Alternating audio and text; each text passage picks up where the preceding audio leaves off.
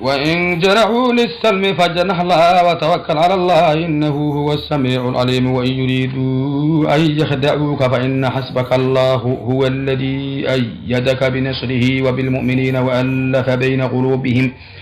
لو أنفقت ما في الأرض جميعا ما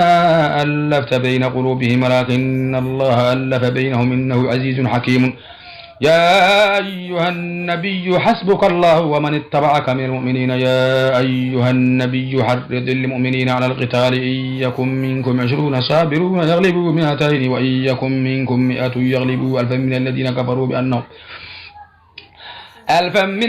كفروا بأنهم قوم لا يفقهون الآن خفف الله عنكم وعلم أن فيكم ضعفا فإن تكن منكم 100 صابرة يغلبوا 200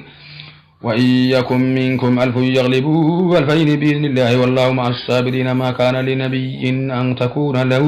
أسرى حتى يثخن في الأرض تريدون عرض الدنيا والله يريد الآخرة والله عزيز حكيم لولا كتاب من الله سبق لمسكم فيما أخذتم عذاب عظيم فكلوا مما غنمتم حلالا طيبا واتقوا الله إن الله غفور رحيم يا أيها النبي قل لمن في أيديكم من الأسار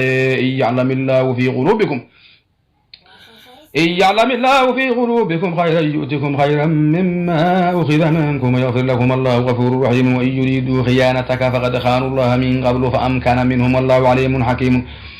إن الذين آمنوا وهاجروا وجاهدوا بأموالهم وأنفسهم في سبيل الله والذين آووا ونصروا أولئك بعضهم أولياء بعض والذين آمنوا ولم يهاجروا ما لكم من ولايتهم من شيء حتى يهاجروا وإن استنصروكم في الدين فعليكم النصر إلا على قوم بينكم وبينهم ميثاق والله بما تعملون بصير والذين كفروا بعضهم أولياء بعض إلا تفعلوه تكن فتنة في الأرض وفساد كبير والذين آمنوا وهاجروا وجاهدوا في سبيل الله والذين آووا ونصروا أولئك هم المؤمنون حقا لهم مغفرة ورزق كريم والذين آمنوا من بعد وهاجروا وجاهدوا معكم فأولئك منكم وأولو الأرحام بعضهم أولى ببعض في كتاب الله إن الله بكل شيء عليم براءة من الله ورسوله إلى الذين عاهدتم من المشركين فسيحوا في الأرض 4 أشهر واعلموا أنكم غير معجز الله وأن الله مخزي الكافرين وأذان من الله ورسوله إلى الناس يوم الحج الأكبر أن الله بريء من المشركين ورسوله فإن تبتم فهو خير لكم إن توليتم فاعلموا أنكم غير معجز الله وبشر الذين كفروا بعذاب أليم إلا الذين عاهدتم من المشركين ثم لم ينقصوكم شيئا ولم يظاهروا عليكم أحدا فأتموا إليهم عهدهم إلى مدتهم إن الله يحب المتقين فإذا انسلخ الأشهر الحرم فاقتلوا المشركين حيث وجدتموهم وخذوهم واحصروهم واقعدوا لهم كل مرصد فإن تابوا وأقاموا الصلاة وآتوا الزكاة فخلوا سبيلهم إن الله غفور رحيم وإن أحد من المشركين استجارك فأجره حتى يسمع كلام الله ثم أبلغه مأمنه ذلك بأنهم قوم لا يعلمون كيف يكون للمشركين عهد عند الله وعند رسوله إلا الذين عاهدتم عند المسجد الحرام فما استقاموا لكم فاستقيموا لهم إن الله يحب المتقين كيف وإن يظهروا عليكم لا يرقبوا فيكم إلا ولا ذمة يرضونكم بأفواههم وتأبى قلوبهم وأكثرهم فاسقون اشتروا بآيات الله ثمنا قليلا فصدوا عن سبيله إنهم ساء ما كانوا يعملون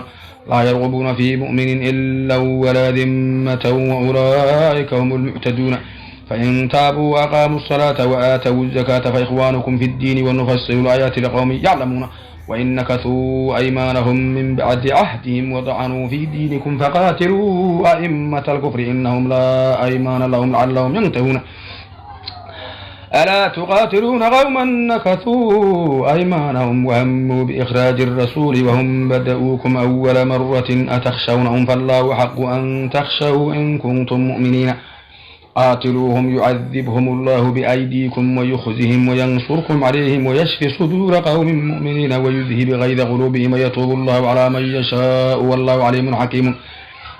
أم حسبتم أن تتركوا ولما يعلم الله الذين جاهدوا منكم ولم يتخذوا من دون الله ولا رسوله ولا المؤمنين وليجة والله خبير بما تعملون ما كان للمشركين أن يعمروا مسجد الله شاهدين على أنفسهم بالكفر أولئك حبطت أعمالهم وفي النار هم خالدون إنما يعمر مساجد الله من آمن بالله واليوم الآخر